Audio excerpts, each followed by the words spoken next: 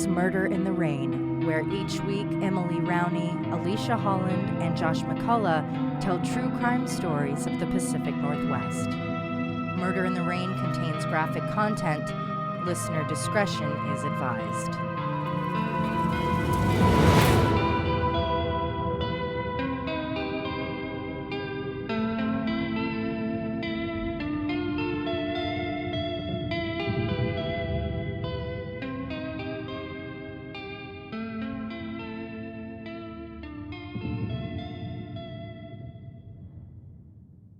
The twins, Ray and Roy, were born in Williamsburg, Ohio, on March 31st, 1900, to Paul and Belle DeAutremont.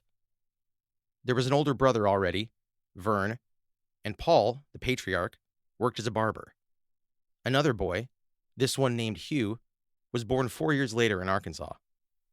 Half a year after Hugh popped out, Paul packed the family up and moved to Cripple Creek, Colorado.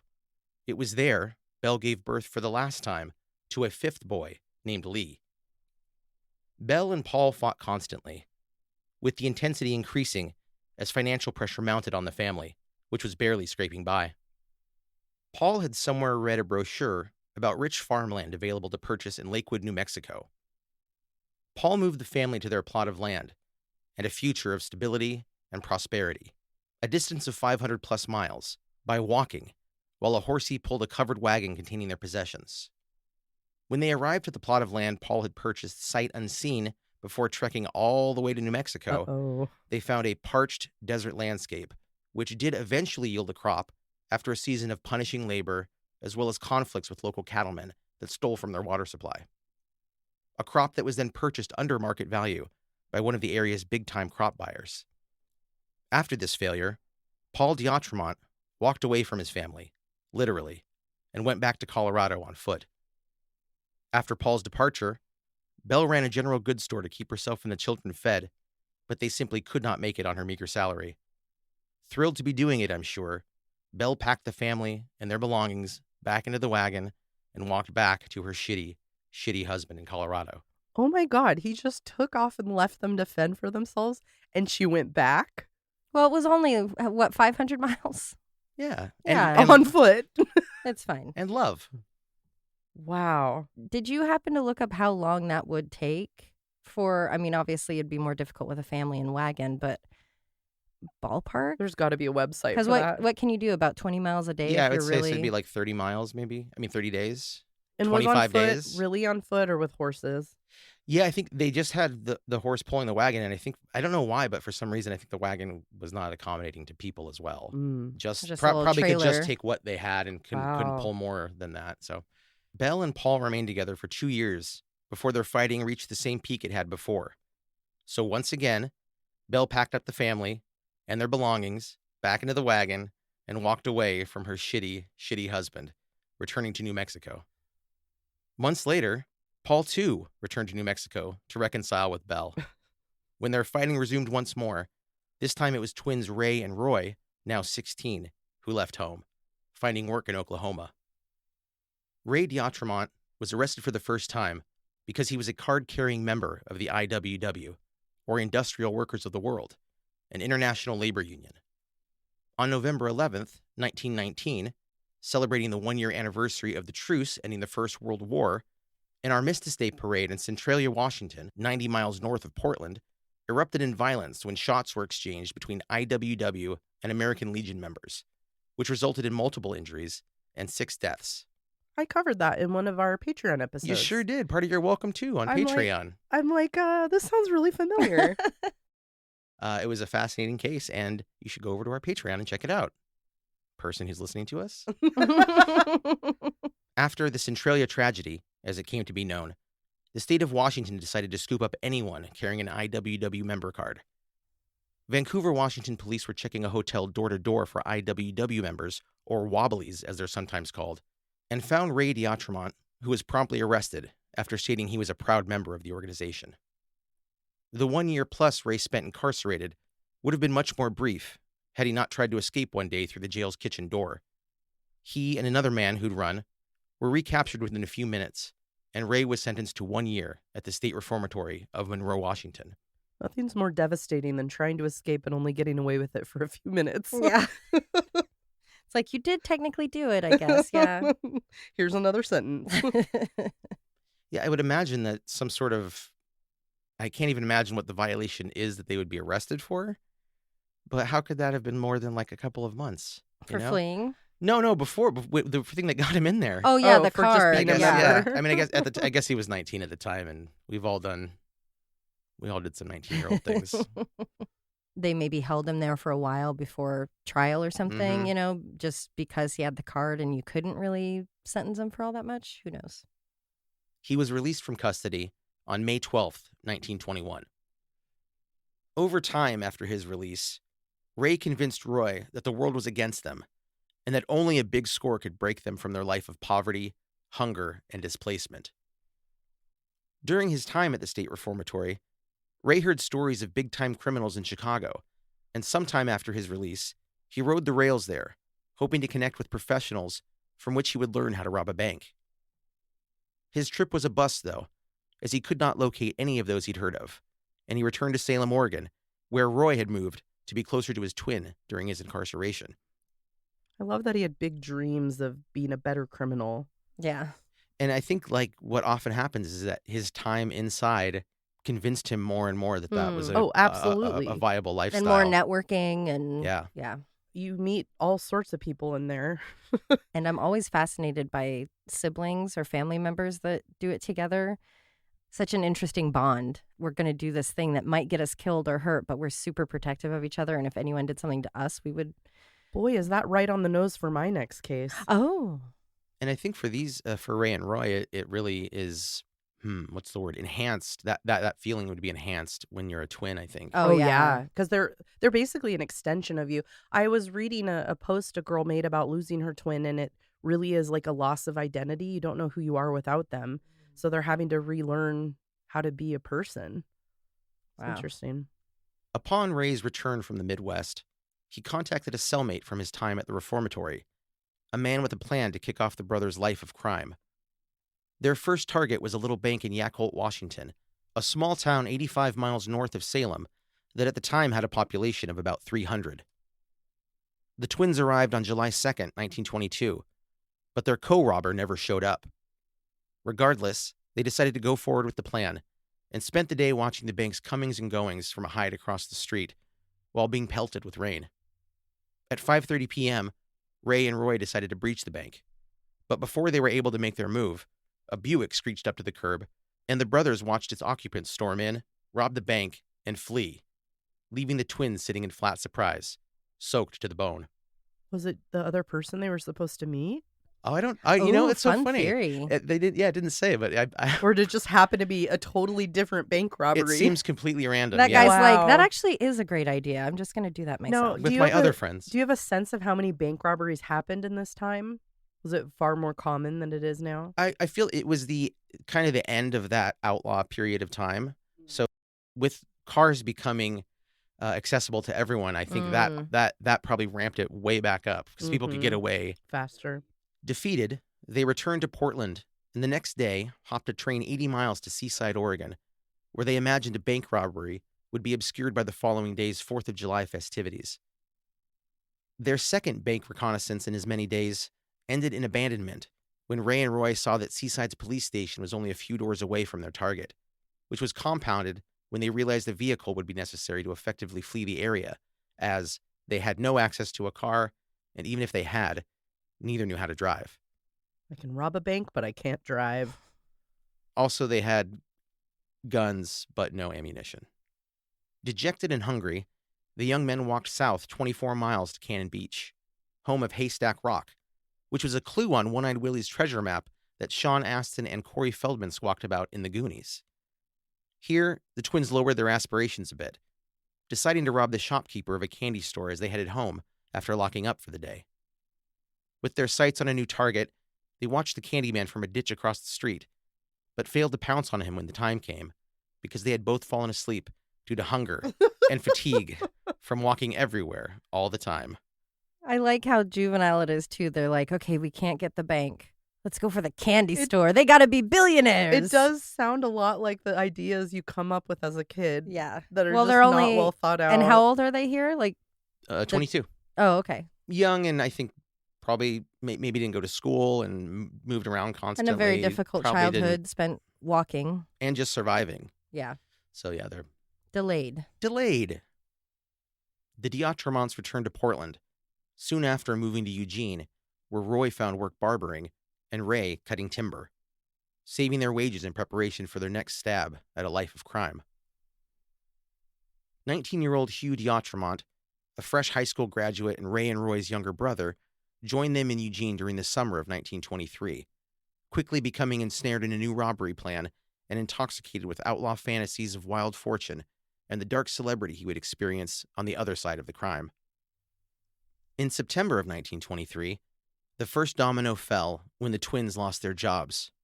The lumber company for which they worked shuttered due to a strike, and they took it as a sign to enact their new, impossibly high-stakes robbery, that of a train, the Gold Special.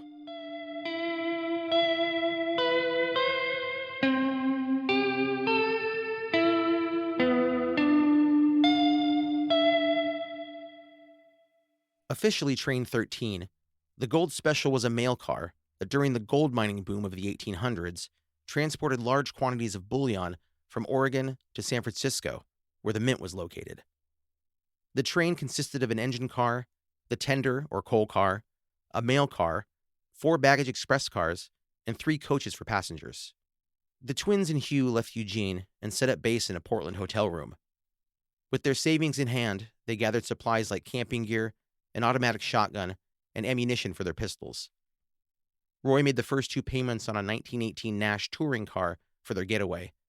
And for your mind's eye, the Nash looked like what you'd see the Untouchables enforcing Prohibition in, or Bonnie and Clyde being shot to death inside of. It's a cool car. So does that mean one of them learned how to drive? I think yes, by driving it off the lot. Ray DeAutremont believed he knew of the perfect, isolated spot to commit the train robbery. He had seen it once during a trip, possibly on foot, through southern Oregon to New Mexico. It was at the Siskiyou Summit, situated between the northern border of California and Ashland, Oregon, where Interstate 5 now runs. Roy and Ray and Hugh drove to Eugene and stayed with Paul, their itinerant father, for a few days. One day, maybe while teaching themselves to drive, they came across an empty construction site and returned late that night to steal blasting caps, a roll of blasting wire, dynamite, and a detonating device that looks like something out of a Looney Tunes cartoon. After gathering the rest of their needed supplies, the boys left in the Nash, lying to Paul that they were off on a hunting trip to Puget Sound in Washington. Instead, they drove south into the Siskiyou Mountains and moved into a dilapidated shack they found while scouring the area. Noting the routes of the many trains that rolled past them, they saw that every southbound train had to perform a brake check, a slow to a crawl, and a very brief full stop before taking the descent into California. This check took place at Tunnel 13, which would echo with calamity, gunfire, and death just a few days hence. The train cut through the Northwest on the morning of October 11th, 1923, its appearance like a behemoth rolling serpent, belching smoke and screaming its arrival from out of eyeshot. Heading out of Portland, the train stopped a few hours later in Ashland's train depot to switch over to another crew, which consisted of engineer Sidney Bates and fireman Marvin Sang, both from Dunsmuir, California, conductor C.O. Merritt, Ashland local Charles Coyle Johnson, the brakeman, Elvin Doherty of Reno, and Hugh Huffy of Parts Unknown in the mail car/express baggage car, and an unnamed iceman whose job it was to keep fresh and cold the fish on board for sale in California. The Gold Special departed Ashland and soon approached the 3,100-foot timber-constructed Tunnel 13. Sidney Bates engaged the brakes and slowed to a speed you could jog alongside with, 5 to 6 miles per hour. As it verged on the tunnel, Roy and Hugh DeAutremont jumped from concealing bushes, ran after the train, and hoisted themselves up and onto the baggage car.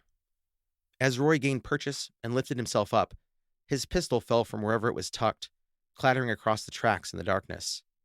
A darkness which they had all been swallowed up in, as the Gold Special rolled out of the sun and into the last living minutes for several of those aboard.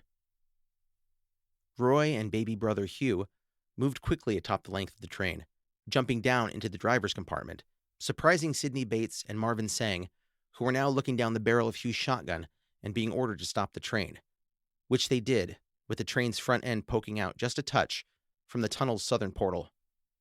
Ray was positioned in the tunnel, waiting to greet the train, as soon as his brothers had control of the engineer and brought the train to a complete stop inside the tunnel. This was a crucial part of their plan. The brothers figured that the noise and concussive blast from the dynamite opening the mail car would be dampened if they detonated inside the tunnel. Ray stood in the dark, chain smoking next to the detonating device they had stolen. Oh boy. He placed the dynamite, several times more than was necessary, against the mail car's door. When the train had fully stopped, Elvin Doherty popped his head out of a window to see why it hadn't begun accelerating again, and when he did, Ray, in surprise, raised his shotgun and fired at the man, Oh, geez. missing him. Doherty ducked inside, fastened the window, and locked the safe, which the brothers believed would contain at least $40,000. Hugh Huffy, in the rear of the mail car, cracked his door for a peek and could see two men pointing guns at Bates and Sang, who had their hands in the air. He shut the door as silently as he could and hunkered down for whatever was coming next. Roy left Hugh to help Ray prepare the dynamite and the detonator. C.O. Merritt, the conductor, and brakeman Coyle Johnson, concerned with the unusually lengthy stop, began moving toward the engine car. Then the world was boom and fire, shattered glass and smoke. The explosion in the tunnel had an effect the brothers hadn't anticipated. The fire had nowhere to burn but the train, which it did rapidly, its smoke cutting visibility, stinging eyes, and punishing the lungs of all the souls aboard. At the detonation, the conductor turned back, but Coyle Johnson moved ahead, toward the mail car, lighting his path with the meager glow of a red lantern. Coyle reached Roy, who informed him that this was a robbery and he was in mortal peril. The brothers wanted the train moved out of the tunnel to give them a chance at actually committing the robbery, so Roy ordered Coyle Johnson to the engine car to tell Sidney Bates to get the gold special moving. Coyle and his lantern moved cautiously towards the engine. Ray and Hugh, near the front of the train, were startled by Johnson's sudden appearance. They drew and fired on him. Coyle fell to the ground. His last words, quote, "That other fellow said to pull the thing ahead," before Hugh put him down with another shot. The train had been badly damaged in the explosion and was unable to move in any direction. Ray and Roy tried to get into the mail car, but it burned too hot to enter. Nothing had gone correctly, and they were absorbing that they had to flee with nothing, that they had killed for nothing. Elvin Doherty in the mail car became trapped, or was more likely killed when the dynamite was set off. A photo taken later of the crime scene shows Elvin's charred spinal column, discovered amidst the rubble. In a panic and out of nowhere, Roy suddenly shot Marvin Sang in the head as he faced the tunnel walls with his hands overhead, dropping him dead to the ground. And Ray, realizing that engineer Sidney Bates had seen their faces, ordered Hugh to kill him, which the young man, only 19 at the time, did with a bullet to Bates' head. Quote, "The coroner later determined that bullets went through the raised arms of the victims before striking their temples." 23-year-old Marvin Benjamin Sang was buried in his hometown of Dunsmuir, California. His parents, Dolly and Henry, his sister Emma, brother Milo, and Charlotte, his wife of less than a year, and their infant daughter, all outliving their beloved Marvin. Sidney Bates' wife was featured in the newspaper following the killings, not to rage against those who took away her husband, but to show gratitude to her friends, family, and the Brotherhood of Locomotive Engineers for supporting her through such an impossible time. Their support was no surprise, given Sidney's long tenure running that line. Coyle Johnson knew the dangers of his job, and the allure the loot on board would have for would-be thieves. Between his intimidating build and fiercely protective attitude, he had told many friends over drinks that if anything ever went down on his train, he would fight to the death, which, according to the coroner, is exactly what he did. Marks on his hands and dirt on his clothes showed he had struggled with the robbers throughout the ordeal, never giving up until he was executed. After getting married and moving his young family to California, mail clerk Elvin Doherty, his wife, and their son Raymond ended up settling in Ashland. When he was killed at just 34 years old, the memorial service was packed, not only with friends and family, but of people from around the area who wanted to give their condolences to the widow and her now fatherless 5-year-old son. Roy, Ray, and Hugh fled into the mountains, leaving behind the backpacks they'd brought to carry their loot away. As they fled to the shack they'd called home in the days leading up to the robbery, they became turned around and lost their way, arguing in which direction they should head, before finally stumbling upon their lonely hideout. They stayed at the cabin for several days in an attempt to wait out the search planes overhead and the trackers scouring the area. When they ran low on food, Ray was chosen to make a try at traveling to Eugene, a distance of 180 miles, to retrieve their getaway car, the Nash, and return to the mountains to pick up his brothers. Ray hopped a train a short distance north to Medford, where he read bold newspaper headlines regarding the robbery and the murders of 4 at Tunnel 13, and saw his and his brother's faces on wanted posters plastered everywhere, offering a $14,000 reward for information leading to their capture. This is such a mess. It really reminds me how we've spoken to experts and we've read stuff, how so often people only think about the act and they don't think about the follow-up or what happens after you start that. Yeah, they just need to reach the satisfaction. Yeah, of how they're having like, okay, committed we're it. just going to Yeah. blow up the train and it'll be fine and there's no need for any other plan and we'll just be, everything will be perfect. Realizing it would be impossible to reach Eugene without being spotted, he decided to return to the shack, but they were all badly in need of food, so instead, Ray took a job picking fruit on a farm at the edge of town. He worked a few days, long enough to buy some food for the three, and then slinked his way through Ashland and back to the mountains and his brothers. Roy and Hugh were thrilled at Ray's return, awash with relief that he had not been arrested. Ray informed them of the wanted posters he'd seen, and they all agreed it was time to pull up stakes. They left their shelter on the morning of October 29th and headed west for the coast, walking a great distance through the day and continuing all night. Spotting campfires in the distance, they knew to be surrounded by the posses tracking them. The weather had turned while they waited in the cabin, and snow had begun to fall on their shoulders. Their clothes offered no protection from the elements, and they were soon iced to the bone. The DeAutremonts gave up their quest for the coast and instead headed south, crossing into California and through the first little town you'd come to, Hilt, before reaching the Klamath River, adjacent to Hornbrook, California, around midnight. They slept huddled around a small fire, and in the morning decided that it would lessen their probability of arrest if they split up. Aliases were chosen, and the cities they were each headed to listed, before the brothers shared a tearful goodbye, a pledge to write each other, and a promise to meet again on New Year's Day in 5 years at the largest YMCA in New York. Why YMCA? Well, I think it was just like a community center and club for healthful men. And I think it was like a meeting place for people. It was like it wasn't just about athletics and stuff. It was like a social place. And I think you could stay there, like the song says. Oh, yeah. You can hang out with all the guys or whatever. Young man. Hugh DeAutremont stayed on the move, riding the rails through California, then Mexico, Arizona, Texas, Missouri, and Louisiana, before reaching Chicago in April of 1924, 6 months after the failed robbery. He knew he couldn't hop trains forever and felt he'd come to a dead end, until he saw a poster advertising a job opportunity, something that sent him far away from the relentless manhunt led by investigators from the Southern Pacific Railroad who wanted revenge. After splitting with his brothers, Roy made his way to Sacramento, where he did field work in a vineyard. Ray did piecemeal work here and there, always moving on when people started asking questions about his background. He saved his wages, moved to Detroit, and sent Roy money for train fare. Unwilling to wait for the New Year's in New York plan, Roy arrived in the Motor City in December.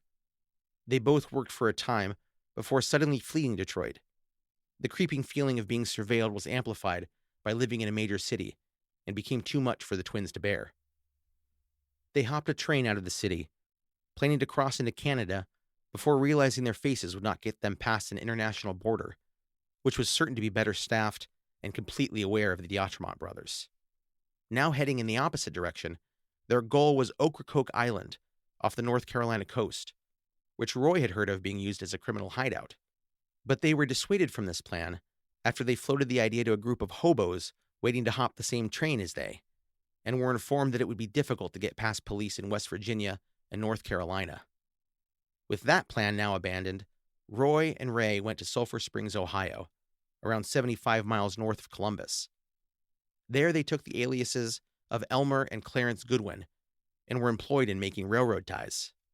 One day, Ray, aka Elmer, mentioned he wanted to try growing a small amount of corn to his boss, who then introduced him to the man with the seed, Bill Sprouse, who invited Ray, as Elmer, to dinner at his home, where the twin situation became far more complex.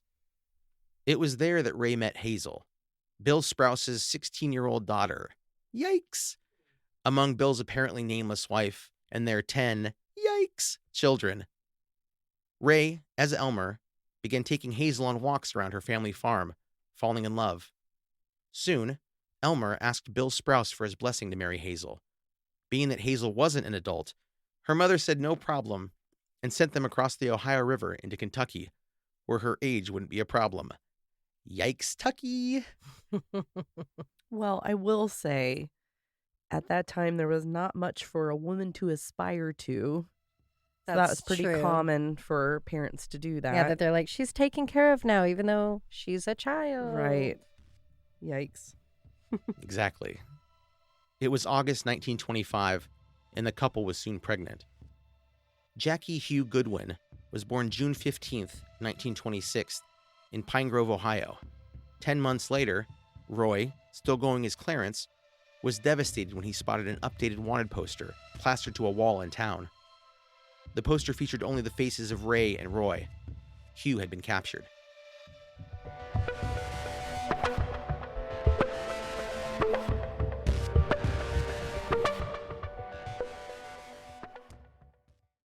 It was April 1927, and the twins felt their only option was to flee the States. But first, they needed money. They chose to stay in Ohio, working and saving until they had amassed $700 with which to fuel their escape.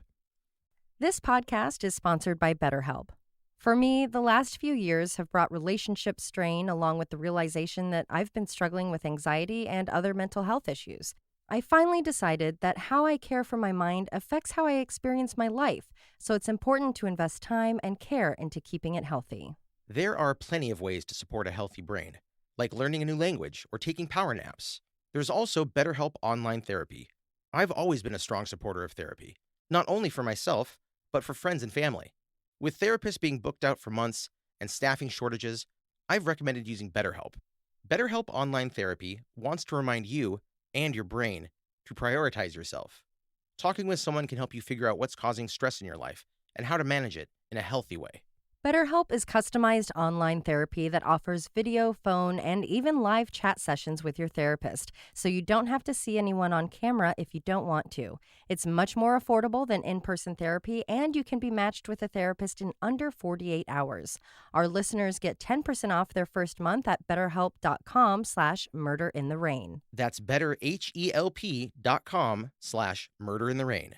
The new poster had caught the attention of a coworker of the twins named Albert Collingsworth, who returned to the post office where he first eyed it.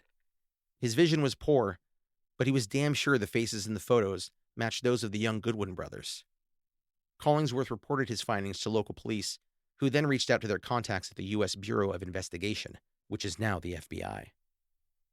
The case was assigned to federal agent Edward Pomeroy, who journeyed to Ohio to surveil the men accused of being the astonishingly still free DeAutremonts, quickly sketching out a plot to round them up without firing a shot, he prayed.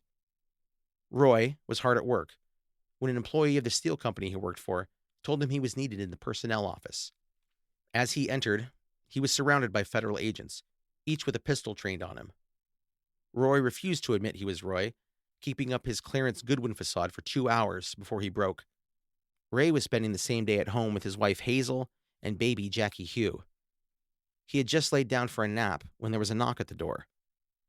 The suited man at the front step informed a shocked Hazel that Roy had been injured, minorly so, only cuts and bruises. The man offered to give a ride to a sleepy-headed, confused Ray, who gave Hazel a kiss on the cheek before climbing into a waiting car. The guns the men inside the car pulled on Ray as he sat gave him a measure of bitter relief. It had been a long run in the shadows. Yeah, what was that, like 4, 5 years? Yeah, I think 3.5 or 4, yeah. Secured in the county jail, Ray also held to his fake identity. But hours of questioning and a presentation of the facts and evidence authorities had against him and Ray finally squashed his lies. Defeated, he softly admitted, "I'm Ray DeAutremont." Back in April 1924, the recruitment poster Hugh had seen in Chicago as the perfect opportunity to remain free turned out to be a fortunate masterstroke of criminality. The poster, I imagine featuring old Pointin' Uncle Sam, wanted him for the U.S. Army. Hugh entered the nearest recruitment office, gave his name as James C. Price from Texas, was enlisted, and quickly sent for basic training at Fort Sheridan, Illinois, before sailing to the Presidio on California's coast, with a last leg to the Philippine Islands and his station in Manila. Corporal Thomas Reynolds was working at Alcatraz Island, then a U.S. Army prison. He one day scanned a wanted poster, quickly realizing he knew the face of Hugh DeAutremont from the time Reynolds served in Manila. The U.S. Postal Service was soon contacted with this hot new lead, assigning Inspector Fred Smith to sail for Southeast Asia to confirm James C. Price from Texas's true identity as Hugh. Once in Manila, Inspector Smith used the play the men who would later catch Ray and Roy would use for their ultimate capture in Ohio. On February 11, 1927, Hugh, practicing at the base's firing range, was told to report to his commanding officer, and was instead met with Postal Inspector Smith, who grilled him endlessly on his identity. Hugh finally wilted hours later, telling Smith he got his man, but that he was innocent of any murder, as were his brothers. I'm afraid he doesn't have a good argument with that. It's like, who else would have done it on this railroad in the middle of nowhere? Yeah, and running doesn't exactly scream like, oh, I get that. Yeah, you thought you'd be pinned for this, so of course you would run. Hugh was extradited to the U.S., arriving in San Francisco on March 27, 1927, and held at Alcatraz before a return trip by train to Medford the following day. The twins would be captured 2 months later.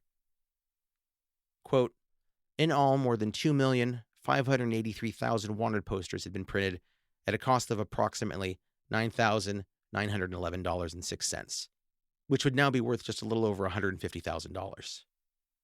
The brothers' mom, Belle, had received word that her son had been apprehended and arrived in town 4 days before he and his new postal inspector friend. She was lucky in this journey that she didn't have to walk, as she was provided train fare to cover the distance from New Mexico. Belle then followed her son north to Medford to show support during his trial and to prove with her own eyes that her son was still alive. During her time there, she accepted the generous offer of a local family who insisted she stay with them, becoming close friends in the process. Ray and Roy were held in Steubenville, Ohio's Jefferson County Jail, where they agreed to Oregon extradition. Ray's spouse Hazel approached her man, the one she knew as Elmer Goodwin, as he was being led back to his cell. His only words to her were, "Goodbye, Hazel." She whispered a goodbye, and then he was gone, locked behind a door. On June 15th, the twins, wearing sharp suits and hats alongside their captors, began the 5-day trip to Oregon, embarking to an audience of thousands packing the station. When a voice from the crowd wished the twins a nice trip, Roy responded, parodying the rogue's bravado of his idol, the infamous and revered Jesse James, a legend of the Old West myth and a total piece of shit. He said, quote, "We wouldn't miss it for anything. Oregon's beautiful this time of year." Back in Medford, the sheriff handed Hugh a newspaper through his cell bars. Its headlines screamed about the capture of his older brothers. He said nothing to the looming lawman and simply placed the paper down beside him. Jury selection for Hugh DeAutremont's trial began on May 2nd, 1927. Charged with a myriad of crimes, he faced a death penalty for the lives taken at Tunnel 13. On the second day of jury selection, both sides reached an agreement on the 12 men comprising it after sifting through a pool of over 200 candidates. The 2 women in the running to serve on the first day had been dismissed on the second, because bros only, bro. Hugh's trial began on Wednesday, May 4th, at the Jacksonville Courthouse in Medford. The brothers' parents, Belle and Paul, were in attendance. They remained estranged throughout their son's time on the run. Paul had since remarried. The prosecution first called the conductor of the Gold Special, C.O. Merritt, who had most likely saved his own life by retreating after the explosion outside of the mail car. His testimony included a point after the chaos, when he discovered the bodies of engineer Sidney Bates and fireman Marvin Sang. Hugh Huffey, who was fired on by Ray during the robbery, testified that the thieves he'd seen that day matched both Hugh and his brothers in height, weight, and age. During a midday break on Friday, the third day, one of the jurors complained of feeling ill, but chose to finish out this day of service. It was after the break that Jackson County Coroner Dr. Holt took the stand and had to admit that he was unable to match the bullets pulled from the victims' bodies to the bullets dug out of the trees around the brothers' hideout shack, where they had been practicing with their guns in the lead-up to the crimes. When proceedings resumed on Monday, May 4th, the juror who became ill the previous Friday, S.W. Durham, had twice been attended to by a doctor over the Saturday-Sunday break. He disregarded his weakened state and listened from the jury box as a representative from the Colt Gun Company testified that the secret serial number stamped inside every one of their firearms was connected to a purchase made by one of the brothers using an alias. During a recess after the witness had been released, Juror Durham was taken to lay down on the couch in the judge's chambers. His condition had worsened, more so the next day, so he was evaluated by doctors who diagnosed him with a gallbladder infection. In an effort to avoid a mistrial, the judge postponed the trial for 10 days so Durham could recuperate. The man was allowed to go home to rest and heal, but instead he died 2 days later, at 63. A mistrial was declared, and Judge Thomas, presiding, declared that it wouldn't be so easy for Hugh to get away. He set a new trial, which began a month later. Evidence mounted quickly against Hugh. C.O. Merritt was called and retestified first. A man working the parking garage where the DeAutremonts had stashed their car identified Hugh as its driver, and the salesman who sold the Nash to the brothers in Portland identified them and described the twins in accurate detail. There were many witnesses with the same type of confirming testimony, and suffice to say, the deck was not stacked in the young man's favor. Closing arguments took place over 2 days, concluding on June 21st. This was the same time Roy and Ray arrived from Ohio and were being arraigned, where both pled not guilty to the 5 indictments they each held, 1 for robbery and 4 for first-degree murder. Hugh's jury deliberated for only 30 minutes, returning a guilty verdict for the killings. Their only recommendation was that he be given life imprisonment in lieu of death by hanging. The next afternoon, all 3 brothers were joyously reunited. They sat and spoke to each other from adjacent cells for hours, discussing something privately, and by 8 that evening, they had all decided to make full confessions regarding the murders of Marvin Sang, Elvin Doherty, Coyle Johnson, and Sidney Bates. Hugh waived his right to the scheduled sentencing hearing and stood before the judge, shoulder to shoulder with his brothers. He was sentenced first, to spend the rest of his life at the Oregon State Penitentiary. Ray and Roy were also sent there, to remain until their last breath. Roy filled his time in prison working as a barber. Hugh revived the institution's newspaper and later published its monthly magazine, Shadows. Ray taught Spanish and Latin to inmates and took up landscape painting, some of which he sold to the public. Roy, who had always struggled with his mental wellness, the stress and anxiety he felt during the first chapters of their flight had nearly crushed him, sank further and further into himself. Transferring from the cell he shared with Ray, becoming erratic and violent, often raving and placidly staring at the wall in equal measure. After an incident, which took 6 guards to subdue, Roy was sent to the state mental institution, also conveniently located in Salem, where his conditions amplified, and he would later receive a botched prefrontal lobotomy that left him in a partially vegetative state. He was paroled at age 82 and died the next year in a nursing home. At age 54, Hugh was released in November of 1958 by a unanimous Oregon Parole Board vote. With assistance from friends, he found housing and work in San Francisco as a printer. 4 months later, he died of stomach cancer, a free man. Ray DeAutremont was paroled 34 years after he first entered the penitentiary with his brothers. This was on October 27th, 1961, and it was done so he could go trick-or-treating. Just kidding. He was the only one left alive, and that life on the outside was a quiet one. Ray got a job as a custodian at the University of Oregon, attended the Faith Baptist Church, and taught Spanish to seniors at a nearby community center. In 1972, Oregon Governor Tom McCall commuted his 2 life sentences, and Ray was free until December 1984, when he died at 84 years old. And finally, a passage from Roy DeAutremont's confession. Quote, I realize now that there is a different view of life than what I used to have, and Ray and Hugh are the same. We realize now that there are things in life infinitely more worthwhile than the struggle for gold and the ambition to get rich. But we realize now the value of human life and what it means to one. We can realize that there is more kindness and virtue in the world than there is unkindness and vice. I like those types of stories because it kind of transports you to a different time of crime. But the build up to becoming a train robber is so insane to me. Yeah. Like, I'm guessing they're in jail learning bits of information from people, and then you go from like 0 to 60, like, let's board this train, and then let's go on we're running for our life for years, meet someone, build a family, to have it come crashing down. It's just so intense. Yeah. You can put a lot of it into today and say, look at what a toxic home life and lack of education leaves for options for people, because because they're just teenage boys that are just trying to figure out how to get through the day. And it's like, that's your baseline. It's like, well, we'll just go take it because that's what they know. You can be like, and this is why it's important to have healthy spaces for people and take care of mental health and education, just in general education, to feel like there is more than that.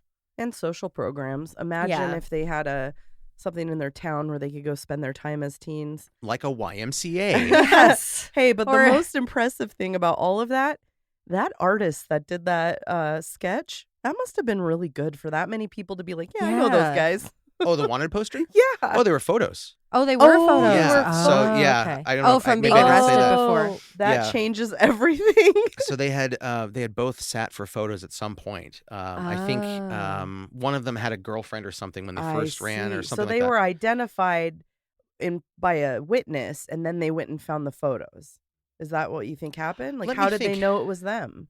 I mean, there were plenty of witnesses on the train. Oh, well, there was the train. Oh, yeah, there was all the witnesses on the train. And then when they first found the shack up in the mountains, they were then going to one of them was going to take the Nash to Eugene to store it at like their dad's place. But they on the way down the mountain, they hit a cow and had to take it to a garage, and then it had to get fixed for like 3 days. So those people in town knew them too. So I mean, it was just sort of like everyone's like, we know everybody. We know knew who them. it is. Yeah. But also, I think it's pretty cool that many people were willing to like go tattle. Yeah, they're all like, get these schmucks out of here. Like, I'm just at the post office mailing something. I'm like, hey, that's my coworker. Yeah. I'm gonna go turn him in. And that is impressive too for the time, for having so many wanted posters everywhere. Because like states. like my case that I've been working on for forever, from that time, like there wasn't, it's that same exact era, it's from the 20s, but there just wasn't that communication, and it wasn't that shared thing. So it feels like because they were so certain of who this was, and they took out so many people, that they were like, we're not messing around, we're putting these everywhere. And it was federal too, because it was a mail Yeah. car. So it was right. a major Mail. That's why the doy. federal aspect, and the fact that it was just so many murders. Yeah. And that picture, I mean, I'm sure we'll put it on our blog. It's really jarring to look at train? of the person who was basically obliterated Oh, into a spinal column. That's It literally is just like a pile. Josh has shown me the pictures in the book, and it's just piles of metal, and then it's like this thing it's just a spine laying there. Like that's what's left of them.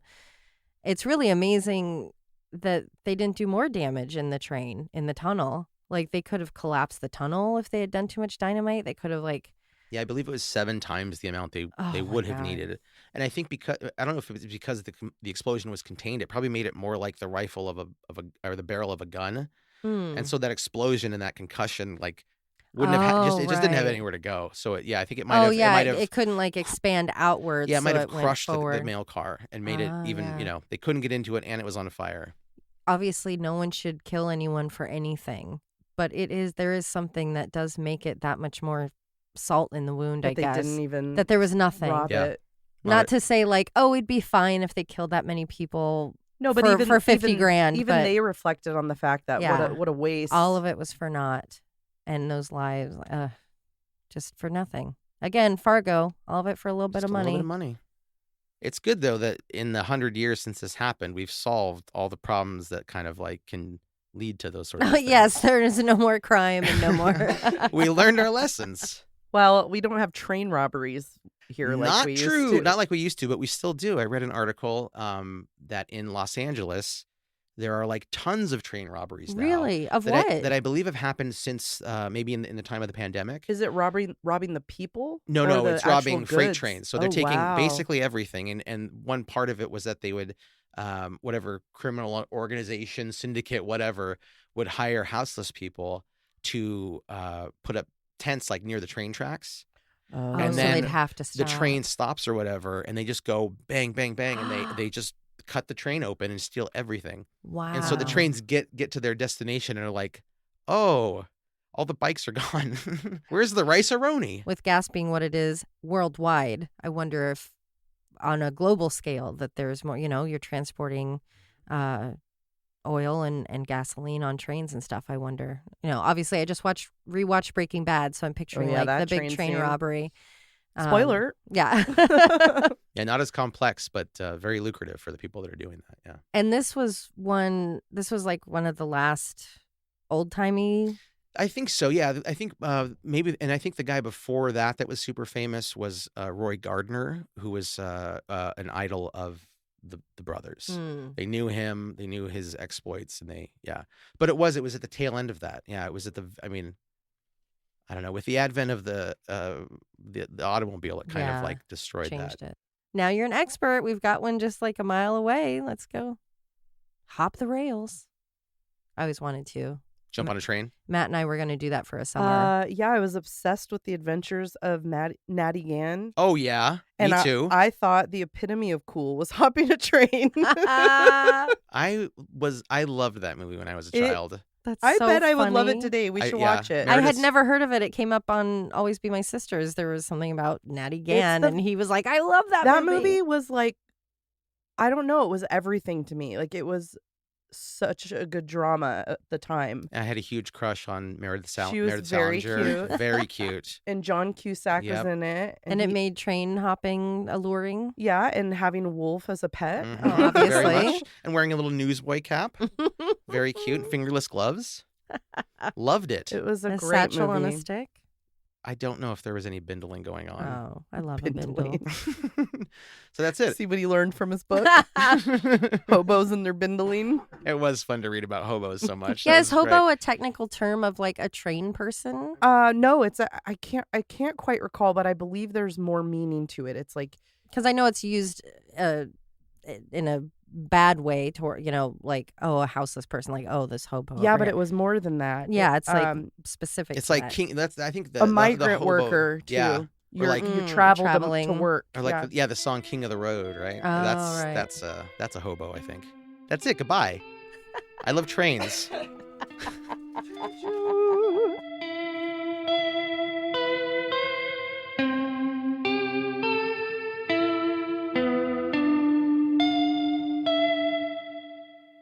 Paul had somewhere read a brochure about fertile farm here. Mm-mm. Oh, no. No, it went down. It's going to be a fart later. Oh, no. Better out Is than that in. really how it works? I would guess that some of it is. 'Cause I the think, air has I think to some of it's escape. air that we swallow. Yeah, we should do that one day. Just swallow like a ton of Do air. our own test. Oh, actually, we'd probably put ourselves in the hospital if we did We'll, that. Yeah. we'll drink a lot of soda. I'm sure it's been done. We could probably just look it up, guys. I don't really want to on YouTube or something. explode my Oh, you mean stomach. look it up and not do it? Yeah. I Okay. like Josh's idea of doing it. It sounds like a fun group exercise. I don't want to be like that girl on 90 Day Fiance. What? What is that? This girl was a nutbag, and she was a horrible girlfriend. And then because she was kind of famous, she sold farts in a jar. Oh, And then she went to the hospital because in order to do it, she was like, I ate 10 pounds of beans and a bunch of soda or something. And then she like almost died. And they're like, yeah, your stomach is huge. well, I could do that and make millions then, because I mean that's just me natural, man. It's kind of fun to actually do it, because then you have a whole other content of making videos of you doing it. that you can put on like OnlyFans. Wow. I feel like you've thought this through. We have to monetize our farts. At some point, I'm sick of giving them away for free. they're just a waste. I feel like we interrupt Josh's cases the most. It's because he breathes. Till I got to go fart in my jar. You guys want to watch? Yeah, I fart into my muscle milk containers. Oh. Well, they're huge and empty. And it makes like an echo sound. That's a very hollow. Yeah, it's like hitting a big drum. Boom. Flagellant Fanny. Flatulent. That's what I meant. Whoops, what did I say? Flagellant. Which I think might be meaning Is that a it was word? Like, it was like, well, flagellate is something. It's like being I whipped. didn't even notice it was wrong until after you said something. I think I've always said it that way. What a loser. A small town, 85 Niles. You did it again. Niles Morth. Detective Niles Morth. I like that you Of said Salem. the name of the town right and then Fucked up Niles. I had all my focus on Yakult. That is not easy. Fun fact, that's the home of Tanya Harding. Current? I think she's from there. I shared a plane with her once. She got a raw deal. A real raw deal. Real raw deal. And their infant dollar. Between his intimidating build What a build on that guy. to retrieve their getaway car, the Nash, claiming that they had run because he was innocent and believed, I gotta change this word, I'm sorry. Gave his name as James C. Price from Texas, which would now be worth over just 34 years after he first entered. Murder in the Rain is a Cascade Media production, written and hosted by Emily Rowney, Alicia Holland, and Josh McCullough, edited by Josh McCullough. You can always contact us at murderintherain@gmail.com or through our website, murderintherain.com. If you just can't get enough of Murder in the Rain, for as little as $5 a month, you'll have exclusive access to bonus episodes at patreon.com. You can find us on all of the socials, and for more true crime, follow @M_Murder in the Rain on TikTok, and you can also listen to Alicia and Josh on their other show, Always Be My Sisters. And suck my balls.